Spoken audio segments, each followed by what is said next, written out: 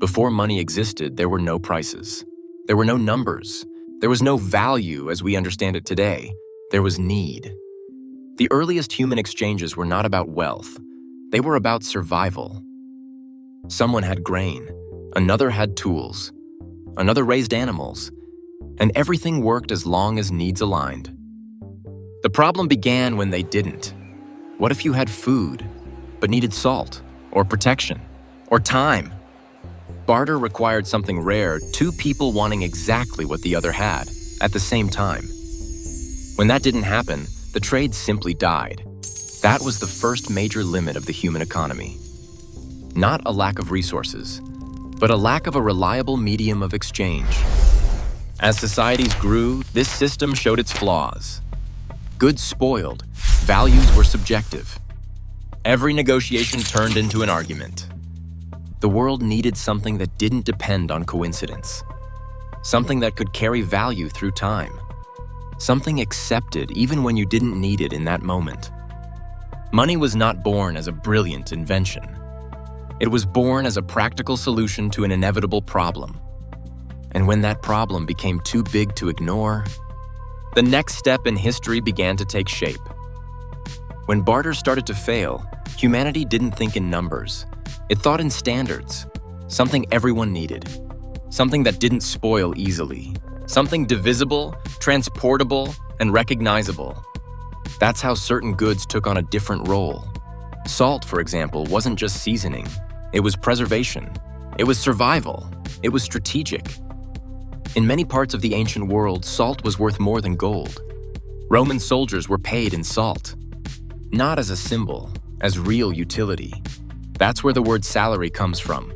It wasn't money as we know it today. But it was already fundamental, a medium of exchange accepted beyond immediate need. The same happened with metals. Copper, silver, gold, they didn't rot. They didn't multiply on their own. And they were difficult to counterfeit. For the first time, value stopped depending on coincidence and started depending on scarcity. But there was a crucial detail.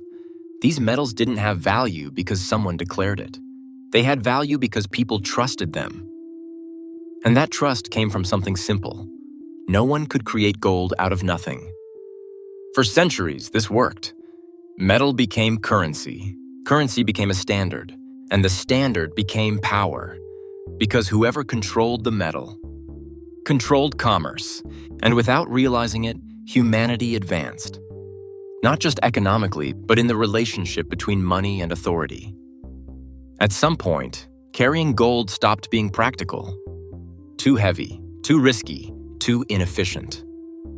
That's when an apparently brilliant idea emerged. Store the metal and circulate only the receipt. At first, it worked. You left your gold with an institution and received a paper saying, "This represents X amount of gold." The paper had no intrinsic value. The value was in what it promised. That detail changes everything, because for the first time, money stopped being physical and became institutionalized trust. As long as every paper had real backing, the system worked. But temptation arrived quickly. If almost no one redeemed paper for gold, why not print a little more? Not too much, just enough to stimulate the economy, fix a crisis, buy time. And slowly, money stopped being backed by what existed and became backed by promises. Gold faded into the distance. Paper became common. Control became centralized. Centuries later, this evolved into central banks, a monetary policy, and interest rates, and credit expansion. Money could now be created with a decision. It was no longer scarcity. It was management. And for a long time, it seemed to work. Until something became impossible to ignore, the easier money was to create it, the less it was worth over time. The problem was never paper. It was absolute control. And when money becomes an infinite promise, someone always pays the bill. The next step didn't come with a visible revolution. It came with comfort. Cards, electronic transfers, online payments. Money no longer needed to be printed. It only needed to exist inside a system.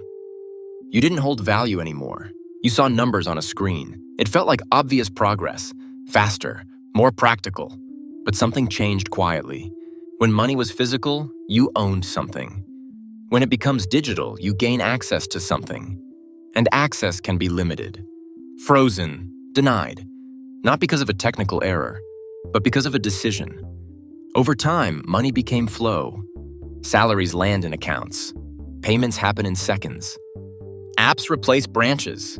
The younger generation grows up without attachment to cash. For them, money isn't something you hold. It's something that moves. Pix is one example, digital banks, another. Everything became more efficient and also more dependent on systems, on intermediaries, on rules that can change without notice. The more invisible money becomes, the less individual control you have over it. You don't see when it's created. You don't see when it loses value. You don't see when rules change. You only feel it later. This model isn't evil. It's functional, but it demands something in return, total trust. And history shows that blind trust always charges interest. It's exactly in this environment that something different appears. Not as a promise, not as an immediate replacement, but as a logical rupture. Bitcoin doesn't emerge as a random invention. It emerges as a consequence. After thousands of years, the pattern repeats. Barter to exchange difficulty, salt, standardization, gold, scarcity, paper, trakata, ispodi, practicality, digital to speed. At every stage, something was gained, and something was lost. When money becomes fully digital, the last physical link disappears. You don't hold it. You don't see it, you simply trust.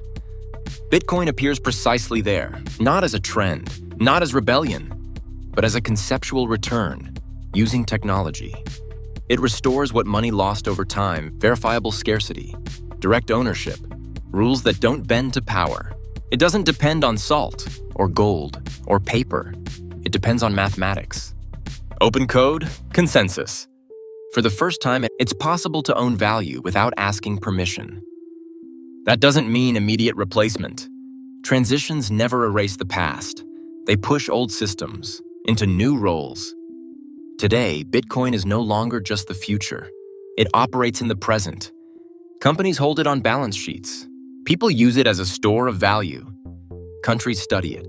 And the traditional system still exists. But for the first time, it isn't the only option. Bitcoin doesn't need consensus. It only needs to keep working. The history of money was never about agreement. It was about gradual adoption. And when an alternative solves an old problem better, it doesn't ask for space, it takes it. Money was never just about exchange. It was always about human coordination. Who decides value? Who defines the rules? And who pays when they change? Every evolution solved one problem and created another. That's why the history of money never ends. It adapts.